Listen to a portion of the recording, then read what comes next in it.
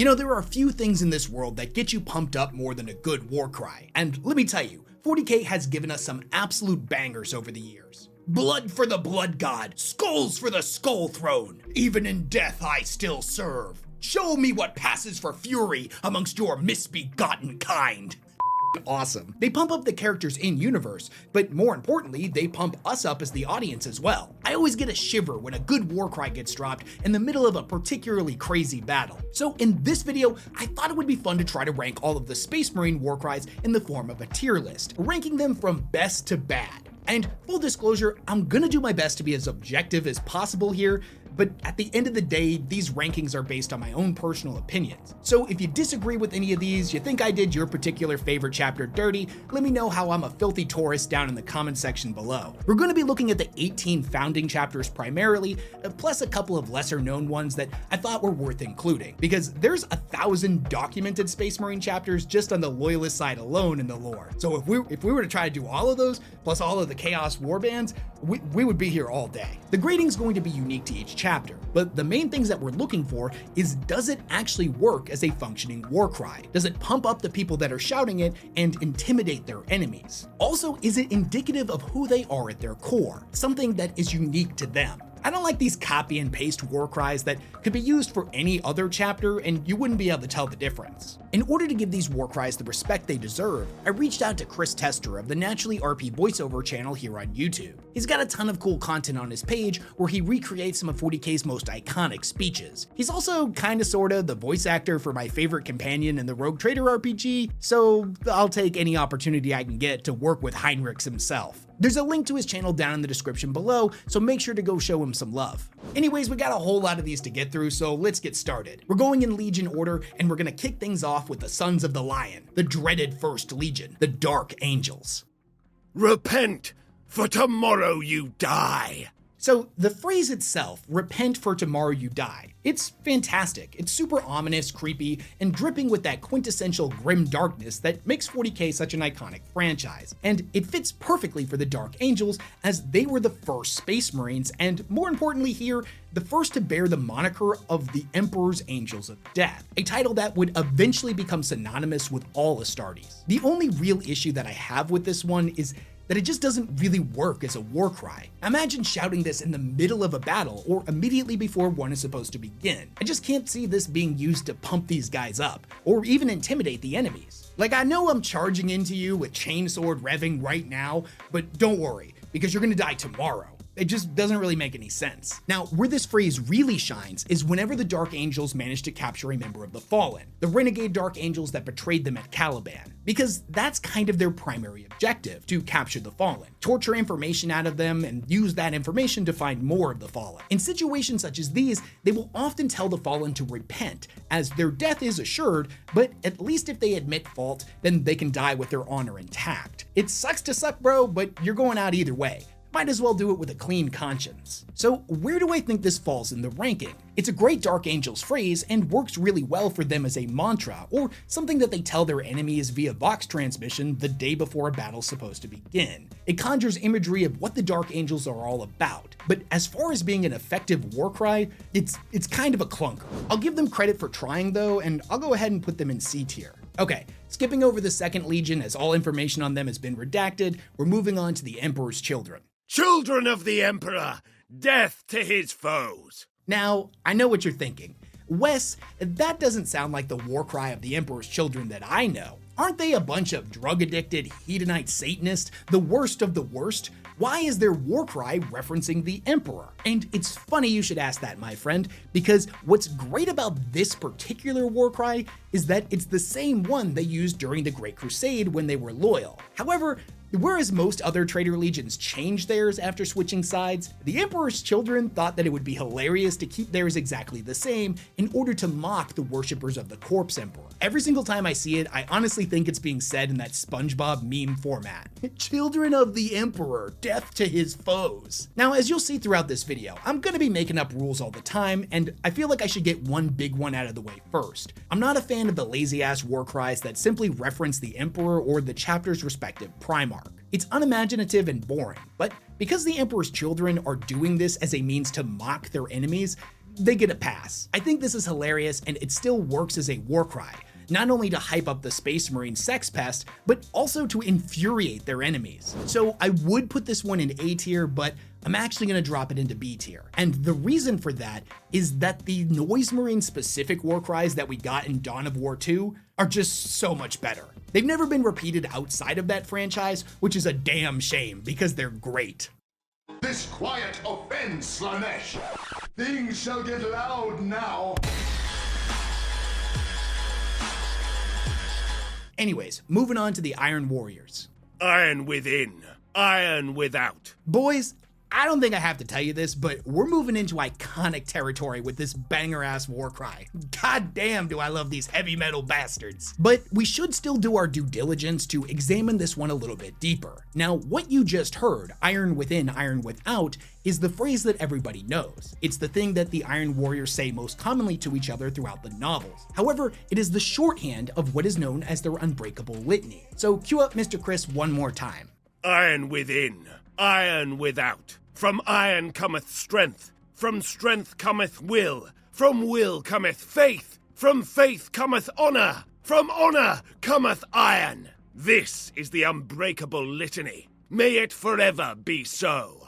Now, right off the bat, the thing that we should point out about this phrase is that without in this context is kind of an old-timey way of saying outside. So iron within, iron without is a mantra that states that the equipment you wield and the physical strength of your body are equally as important as your strength of spirit, discipline, and willpower, strength of arm, and strength of mind. The rest of the chant enforces all of this, but the shorthand version of iron within, iron without gets the whole point across in a lot more compact way. I'm not gonna lie, in my personal opinion, I don't think there's a better Space Marine war cry to use for gym bros. Unless you're some kind of psycho at the gym screaming blood for the blood god, skulls for the skull throne on the squat rack. Don't be that guy. You're scaring the hoes. Stop it. Get some help. Next time you're doing a set at the gym, give a good solid iron within, iron without with every repetition. I promise you, you're gonna get better results. As an example of peak physical perfection myself, I feel like I'm qualified to speak on this. Now, I find myself in a bit of a dilemma, as I really badly want to put this one into S tier, but I have it here in my notes that the S tier is reserved for war cries that have either come to define what 40K is all about, or they've become so iconic, they've branched out into the mainstream. So in good conscience, I can't put this one in S tier, I'm gonna put it in A tier. But that might not be a bad thing. That means that this one is still for the boys. The Minecraft streamers haven't gotten a hold of this one yet. Okay, on to the most underrated and oftentimes completely forgotten Space Marine chapter, the White Scars. But before we get into that, have you heard that the flavored air category is quickly becoming the leading alternative to vaping and smoking? It's a whole new movement towards better habits led by the sponsor of today's video, Fume. Now, when they first reached out to me, I'm going to admit it, I didn't really know what to think. I thought this thing was a vape and I wasn't too keen on promoting it. However, I was pleasantly surprised when they sent me one to try out, and I saw firsthand it had nothing to do with vaping or smoking. It's got these cool little spongy cores inside that are packed with flavor. You suck on it, it fills your mouth with said flavor. It's super simple. There's no nicotine, no vapor, no smoke, no batteries, and most importantly, no harmful chemicals or addictive substances. Just a crisp, refreshing, guilt-free alternative to bad habits. The sparkling grapefruit has been my favorite flavor so far, but I've yet to try one that I didn't enjoy. Also, the device itself is super well made. It feels high quality and weighted, and it's designed to be fidgeted with. It uses a series of magnet snaps and clicks that help calm anxiety. It's super satisfying. Not only is Fume backed by doctors in the US, but they continuously invest in third-party studies to ensure the safety of their products. Fume has served over 300,000 customers, and there's no reason you can't be the next success story. For a limited time, use my code WesHammer to get your free Fume base when you order the Journey Pack. It's the all-new magnetic stand for your Fume device. Head to tryfume.com, that's tryfum.com, and use code WesHammer or scan the QR code on screen to get your free Fume base when you order your Journey Pack today. Big thanks to Fume for sponsoring this video. For the Khan and the Emperor. Okay, so you know how I just said that the White Scars are super underrated?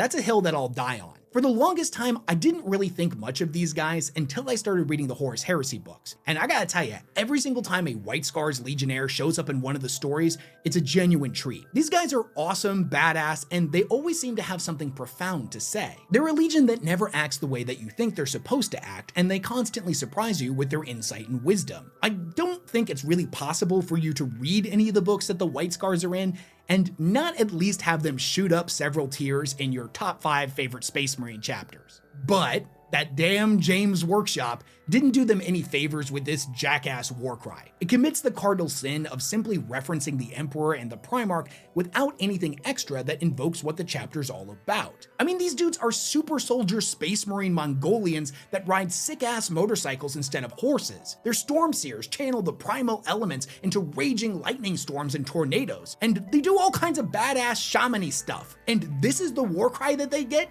As much as it pains me because I love these guys, they're going in the trash. And speaking of trash, next up is the Space Wolves. For us and the All-Father. Listen, I know I've never really made it a secret that I'm not just that big of a Space Wolves fan. I've learned to like their 40K version a lot more than their Horus Heresy counterpart, but they just really don't do much for me. And looking at the warcry, considering that this one does the exact same lazy nonsense that the White Scars warcry did, my instinct is to throw it right in the trash. However, I'm not gonna lie, I think the Space Wolves referring to the Emperor as the All-Father is kind of badass, and super fitting for their clear Nordic inspiration. Like, if I removed all of my 40K knowledge and looked at this warcry in a vacuum, as if I'm some kind of normie that doesn't know anything about Space Wolves, it conjures an image reminiscent of what they are, Space Vikings. So instead of the trash, they're gonna go into D tier. Space Wolf fans, don't say I never did nothing for you. Primarch Progenitor, to your glory and the glory of him on earth! Okay, it's become clear to me that we are in the middle of some kind of dark middle chapter when it comes to Space Marine war cries. James Workshop must have come up with all of these at the same time after a massive bender printing money and plastic crack. Because once again, the Imperial Fists come in with another trash tier war cry. I would dare say this might actually be the worst defender of the bunch. It's long, clunky, commits the same sin as the last two, and worst of all, it's just fucking boring. It doesn't tell me anything about who or what the Imperial Fists are. At least with the other ones that we put in the trash, they do technically function as a warcry. They're just lame. And it's ironic because the Black Templars are a chapter of the Imperial Fist, and theirs is way better. No pity, no remorse, no fear! You see, not only does that one perfectly capture what the Black Templars are all about, an absolutely brutal group of space crusaders that obliterate every heretic, mutant, and alien that gets in their way, but it's also quintessentially Warhammer. And it's a damn shame because I actually really like the Imperial Fist, but they're going in the trash and the Black Templars are going in A tier. Okay, moving on to the Sons of Sanguinius, the Blood Angels. By the blood of Sanguinius! And once again, we have another trash tier warcry. In fairness, it does seem like it would work as a warcry in battle. I can actually hear them shouting this, and at least the word blood shows up in the Blood Angels warcry. But these dudes have an incredibly rich history and a super unique aesthetic. They're angelic vampire space marines. Their warcry has limitless potential, and they just did nothing with it. I'm a huge Soulsborne fan. I played every single one of the FromSoft games at least a dozen times through, and Bloodborne is by far my favorite. So the thing that comes to mind here for me, if I was gonna do any editing on this, is the old adage. We are born of the blood, made men by the blood, undone by the blood. Fear the old blood. You see, that would work so much better as a Blood Angels warcry, or at least a mantra. It's super deep, mysterious, ominous, and threatening, and blood is its central theme. I'm not saying Games Workshop should rip off another franchise, because they would never do that. I just use this as an example for what they could have done, but as it stands, it's pretty awful. And as much as it pains me because the Blood Angels are probably my favorite Loyalist chapter, they also gotta go in the trash. Okay, moving on to the spooky boys, the Night Lords. Ave Dominus Nox. Okay, I'm gonna let you know right now, that there's definitely going to be a whole bunch of personal bias here. I love all things spooky, and the Night Lords are no exception. I love how they're basically a legion of horror movie villains. I love their personalities, their armor. Hell, I even love their stupid Batwing helmets. I don't care if they're dumb and impractical. I think they're neat. Also, I don't own any of these guys. It's a legion I would definitely play in the tabletop game if their paint scheme wasn't so ridiculously extra. You got me fucked up if you think I'm painting all them tiny little lightning bolts. You're out your goddamn mind, Games Workshop. But this is a video about war cries, so how does theirs rank? Is it good or trash? Now, personally, I think it's kind of awesome. Now, the one that you just heard, Ave Dominus Nox, roughly translates to Hail the Lord of Night. Ave is a greeting, Dominus means God or Lord or some other type of super high authority figure, and Nox means night. Now, I believe if we're looking at actual Latin, it would be Noctis, but High Gothic is basically just Latin that they've given a little bit of a grimdark twist to make some of the words sound more cool, to make it more uniquely Warhammery. I've heard a lot of people say that this phrase is referencing their Primarch Conrad Curze, because Lord of Night, Conrad Curze, Primarch of the Night Lords, it makes sense. But this isn't how it reads to me, because if you know anything about the Night Lords, you know that when it comes to opinions about their father figure, let's just say they're conflicted. Also, considering that the Legion is literally called the Night Lords, on one hand, it can be used as a greeting between battle brothers. On the other hand, when used as a war cry, it's quite literally telling their enemies to hail the night itself, to welcome the abyss and to embrace their deaths. Which, goddamn, it sends a shiver up my spine. That's fucking awesome. And although this is the most common war cry that they use, they have another one that's equally as spooky. And it's super straightforward and to the point. We have come for you. And what a perfect war cry for a bunch of slasher movie villains. Not we have come to fight against your army or we've come to engage in honorable combat. No, we have come for you specifically. We're going to drag you kicking and screaming back into the abyss where you'll experience horrors unimaginable. I have it here in my notes that they're supposed to go into B tier, but I just can't help myself. They're going into A tier. They're not S tier material, but this is a good one. Anyways, moving on to the Iron Hands. The flesh is weak. Where do I even start with the Iron Hands? A chapter that has embraced a similar mindset to the Adeptus Mechanicus, that flesh is a weakness, and to be strong, you must replace as much of it as possible with cybernetic augmentations, for the machine is eternal. They're renowned for their pride, their cold-hearted brutality, and utter remorselessness in battle, so the flesh is weak as a war cry is perfectly suited to them. It's evocative of who and what they're all about, as well as being intimidating. As a fleshy individual myself, if I saw a group of these dudes charging down the hill at me, pointing at my flabby, terrible body, screaming the flesh is weak, my final thoughts would be, God damn, bullying took a dark turn in the future. And then I would die a horrifying death. But here's the thing, there's actually more to this war cry than most people realize, as this is only the first half of it. In the short story Deeds Endure, we get a little bit more insight into its history. Apparently, it can trace its origins back to Vulcan, Primarch of the Salamanders. You see, him and Ferrus Manus had been fighting against the orcs on the worlds within the Shockshoot cluster. At one point, when the two of them were fighting side by side in a particularly brutal battle, Ferrus turned to Vulcan and laughed, saying that his arms were tired from killing just so many orcs. Now Vulcan smiled at him and said that the flesh is weak, but deeds endure. It was in praise of his brother. He was telling him, perhaps a little ironically, that even though their lifespans were longer than most, even the Primarchs would eventually die. But the great things that Ferrus managed to accomplish would live on forever. Their great deeds being remembered by all those they left behind and all those that would come after. Ferrus may have been a harsh master and an unforgiving ally, but he was more than just a warrior. He was a builder, a creator. Now, needless to say, the second half of that phrase is mostly forgotten, emphasis being placed solely on the first part. If somehow Ferrus Manus was revived, I'm sure he would be shocked at what his legion has become, but that's a story for a different video. So how would I rank this one? It works on a lot of different levels for the Iron Hands. It works as a war cry to be shouted in battle and directly before. It works as a mantra to remind them of their purpose and who and what they are. It's evocative of the core of the chapter, and from the audience's perspective, there's a lot of interesting history attached to it.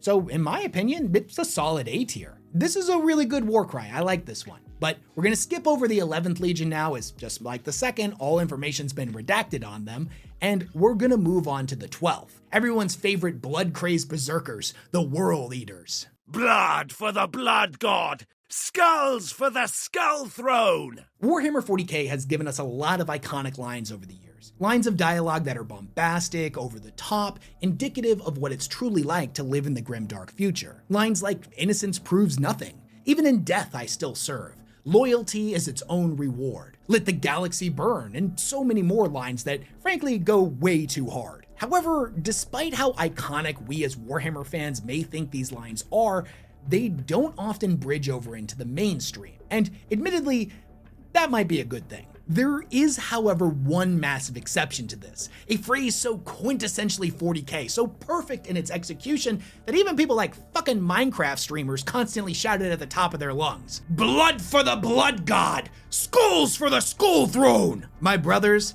we are witnessing greatness with this one. This one is not only easily one of the best war cries in all of 40K, but it may just be the most iconic line that 40K has ever produced. It works on every level as a war cry. It's intimidating, it gets the boys pumped up for the slaughter to come. I can see it being shouted mid-battle and directly before. It tells me everything that I need to know about the World Eaters in 2 simple sentences. This one is easy S-tier material, and I'm gonna be completely honest with you, this one's gonna be really hard to beat. This might just be the best war cry on the list, but we're about halfway through, so we'll see if things change. But this one's gonna be tough to dethrone. We march for Macragge, and we shall know no fear.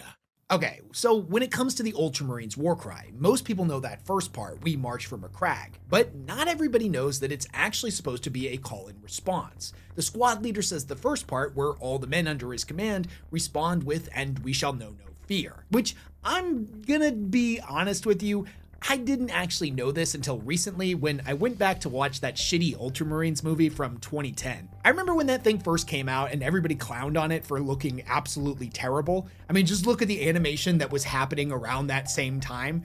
It definitely deserved it. But having gone back to it recently, like the jarring, awful animations they're not as noticeable because it came out so long ago. And I gotta admit, it's pretty charming. It's available for free on YouTube, so if you haven't seen it yet, I definitely recommend checking it out. As I said earlier in the video, I'm not a fan of war cries that simply reference their Primarch or the Emperor. It's pretty lazy. But referencing a chapter's homeworld, well, honestly, totally okay with it. And to be fair, I don't really know why. I think it just makes it more unique to the chapter. The Primarchs can have dozens of chapters that all trace their lineage back to them, and the Emperor's influence is plastered over literally everything in the Imperium. But a homeworld? That's something that's totally uniquely theirs. But following that same line of logic, I should have a problem with the phrase know no fear, as it's a concept that's attributed to all Space Marines, as all of them have quite literally had their fight or flight response genetically removed from them. In fact, the first time we ever heard this line was from the Emperor's own lips. They shall be my finest warriors, these men who give themselves to me. Like clay I shall mold them, and in the furnace of war forge them. They will be of iron will and steely muscle. In great armor shall I clad them, and with the mightiest guns will they be armed. They will be untouched by plague or disease, no sickness will blight them. They will have tactics, strategies, and machines so that no foe can best them in battle. They are my bulwark against the terror. They are the defenders of humanity. They are my Space Marines, and they shall know no fear.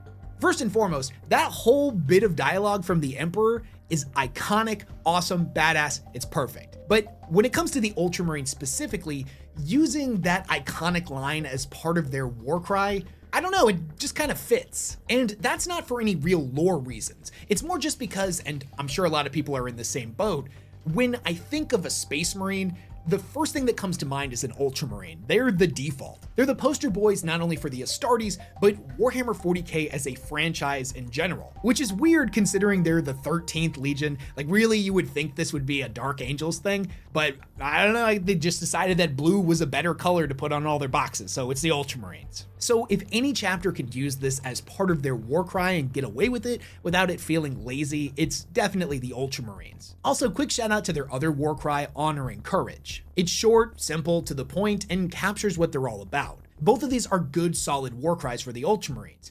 Maybe not the most unique, but they're solid nonetheless. Easy B-tier material. Okay, moving on to another personal favorite of mine, Nurgle's special nasty boys, the Death Guard.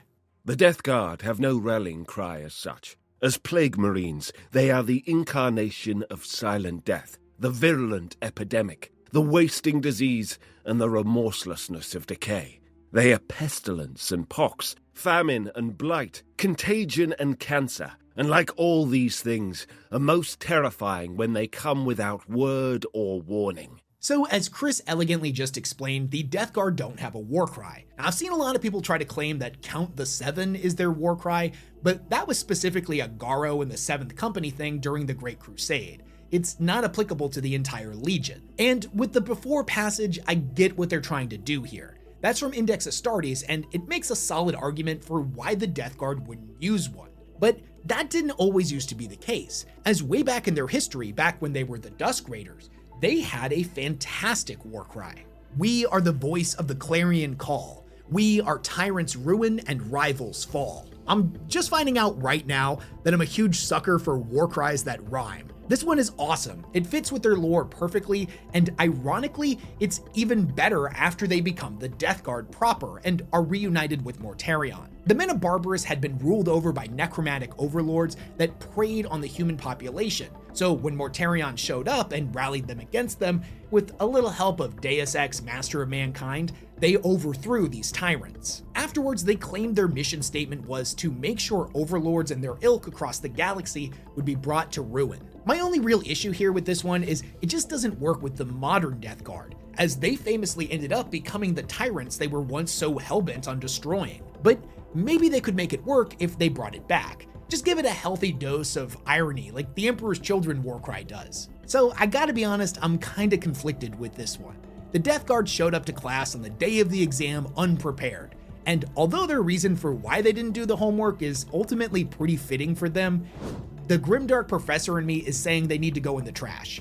However, I'm feeling a little bit lenient here. I'm gonna do a one-time exception and put them in D tier, but only because their original warcry was just so good. Honestly, more warcries should rhyme. Hell, let's get a couple of limericks in the mix, but maybe not for the Emperor's Children. I'm pretty confident that would just be upsetting for everybody. All is dust. Okay, this one is super unique. The Thousand Sons 100% understood the assignment, but they were going to put a creative spin on it nonetheless. You see, most war cries try to pump you up or intimidate your enemies, but for the Thousand Sons, All is Dust is super melancholic. It's depressing and ultimately just really sad. It conjures images of the burning of Prospero, of all of their brothers that either got turned into Rubric Marines or fell to the flesh change. As a legion, the Thousand Sons have been through a lot, and All is Dust is pretty appropriate for them. There's also just something totally twisted about 8-foot-tall super soldiers that are also crazy powerful sorcerers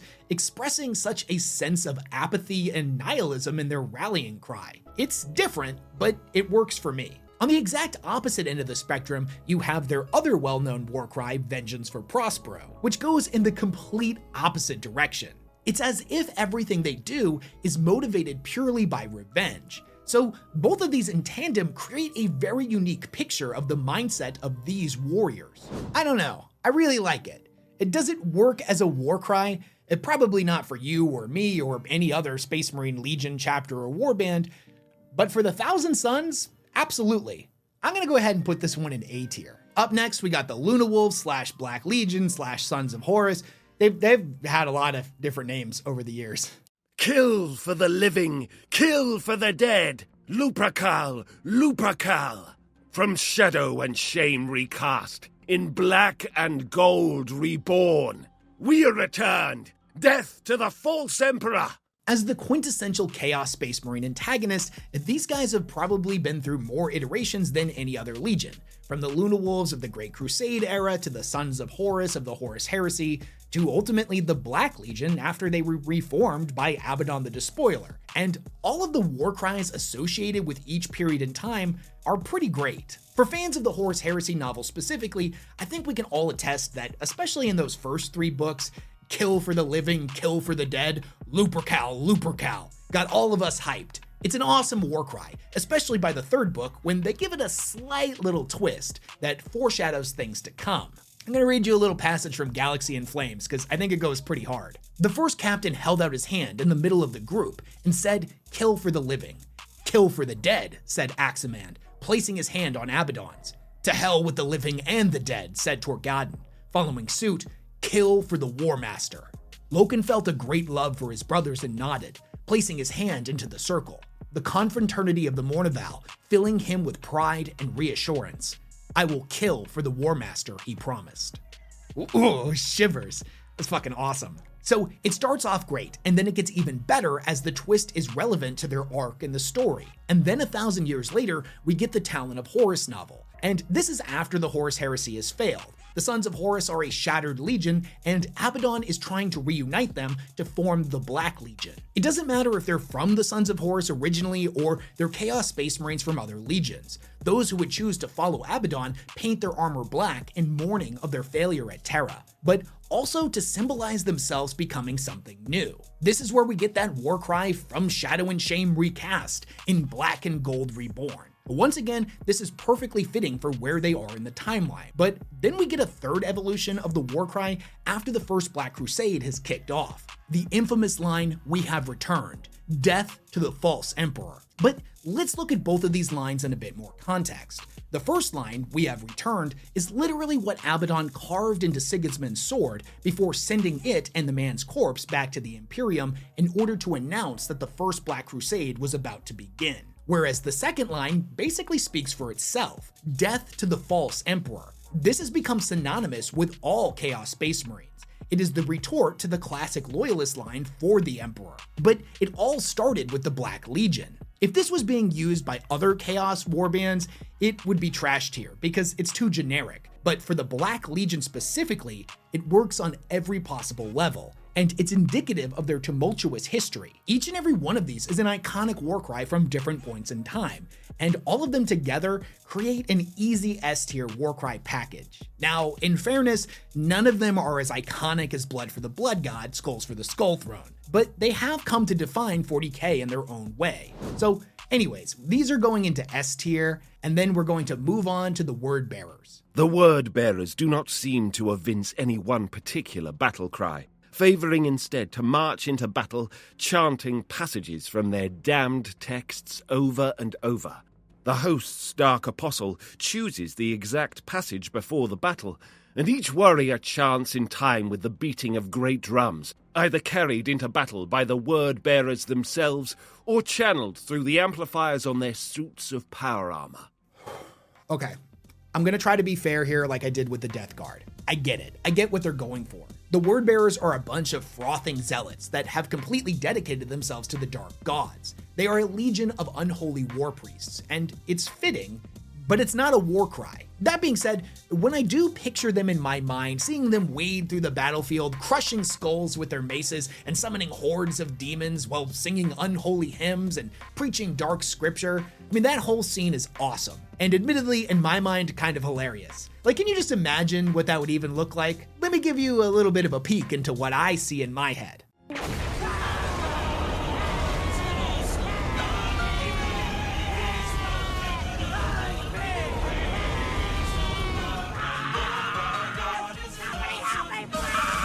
That entire mental image is hilarious to me, and I love it, but they're still going in the trash. And I know what you're thinking.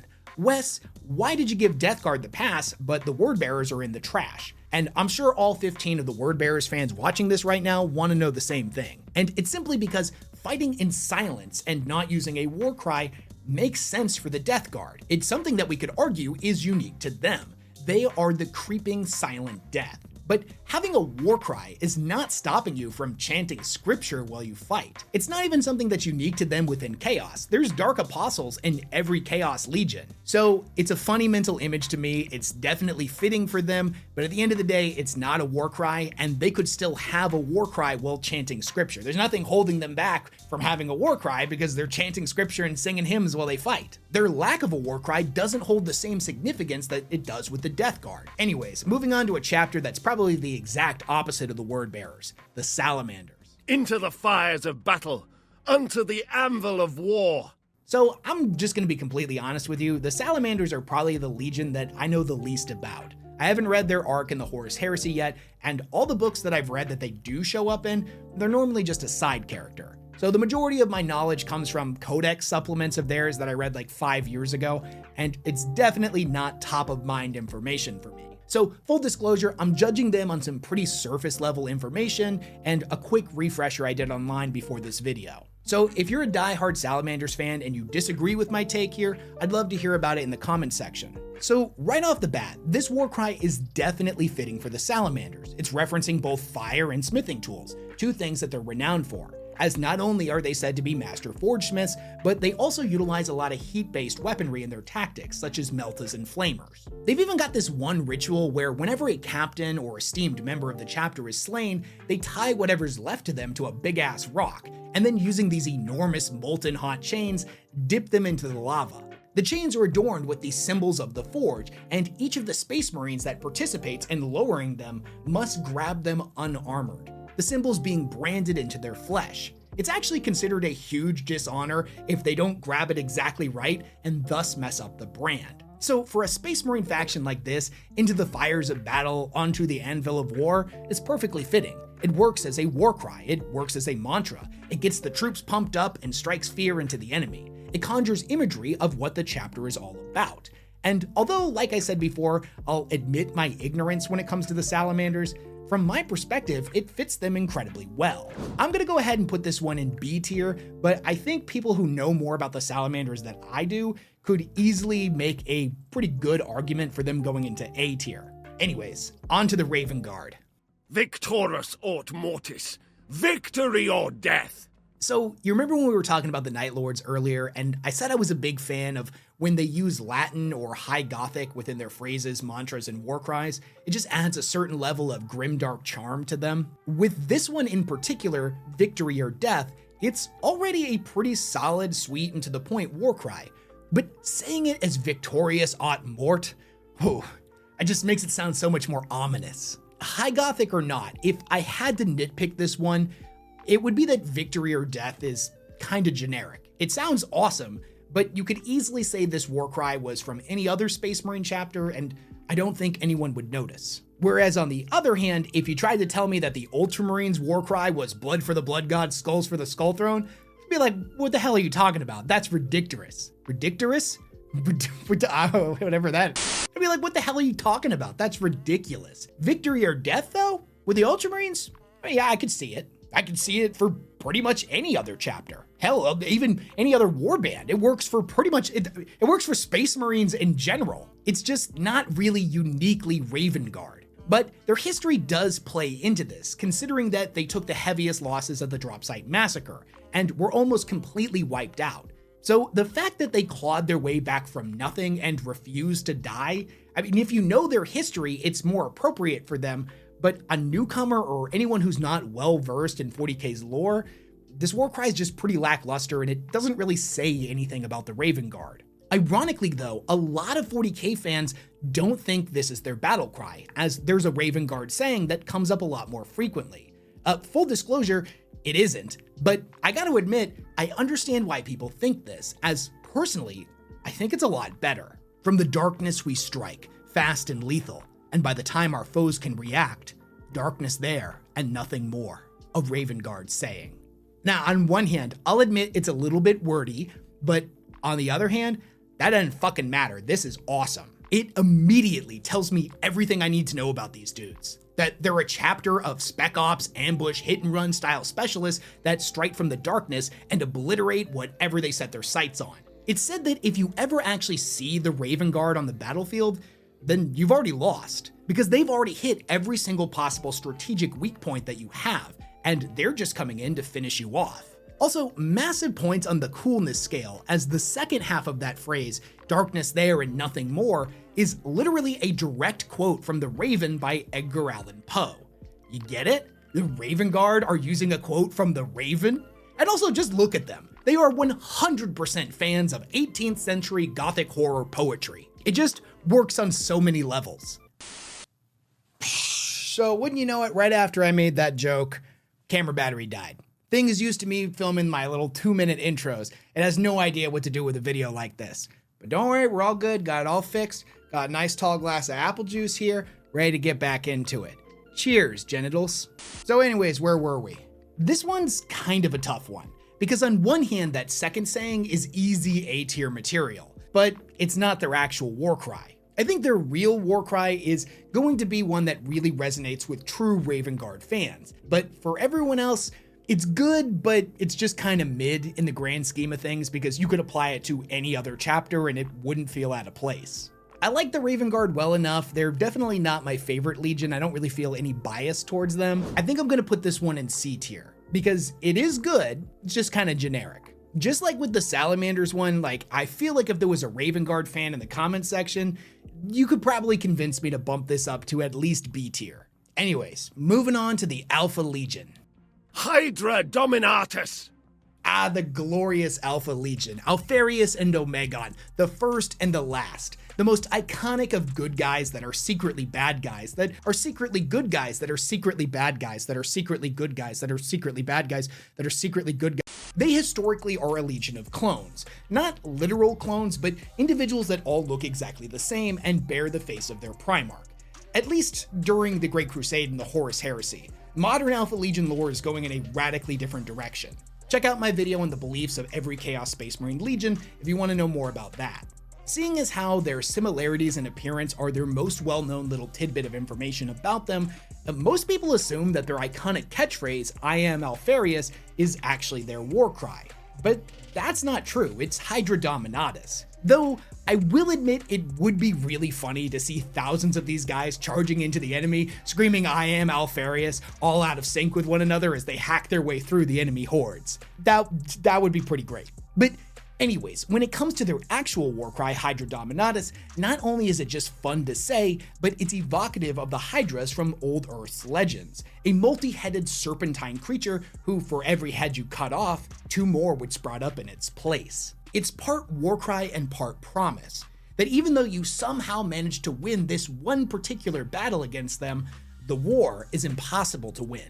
No matter how many members of the Alpha Legion you kill, there will always be 2 more to take their place. The moment that you think you've claimed victory against them is the moment that you realize this was nothing but a distraction, and they've hit far more valuable targets that you foolishly left undefended.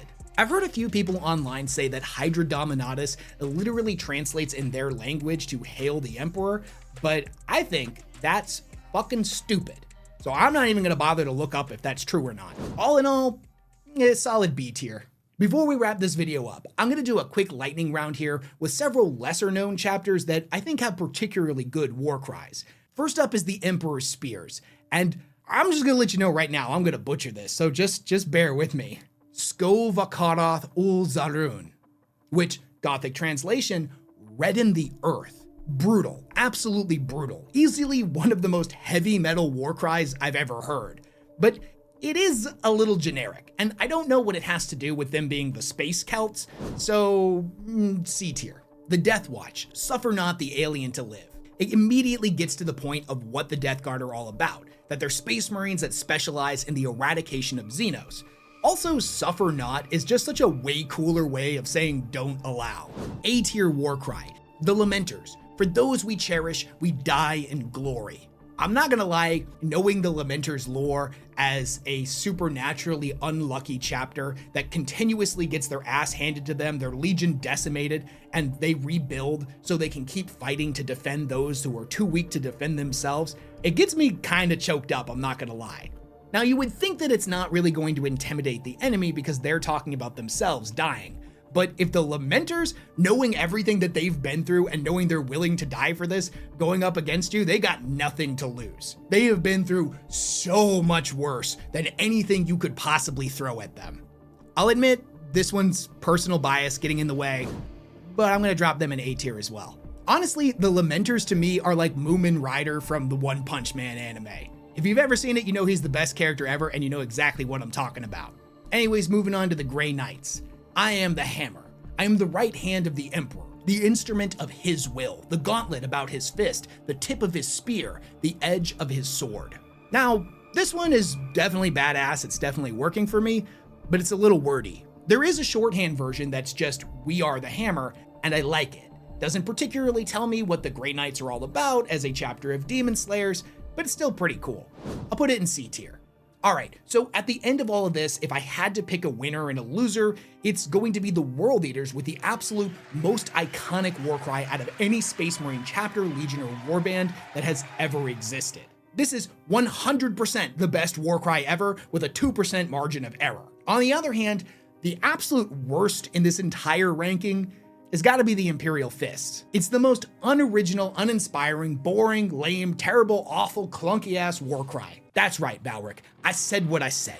Shit's weak, and I'm ready for him. I've already fortified my defenses. But anyways, as always, what do y'all think of this? Do you agree with my tier list, or do you think I did your favorite chapter totally dirty? If you would change the rankings of any of these, which ones would you move around, where, and why? Are there any other great war cries from chapters we didn't talk about, or any other faction or individual in 40K that you think is particularly powerful? This is a different style of video for me. I've never really done anything like this before, other than like a Q&A I did a long time ago. So let me know if you guys like this format, where I'm just talking to the camera the entire time and we have a little bit more fun with it. I don't think this is gonna take over for my normal type of lore videos, but I like to challenge myself and do something different every now and then. As always, big thank you to everyone who supports the work that I do, and I'll catch y'all on the next one.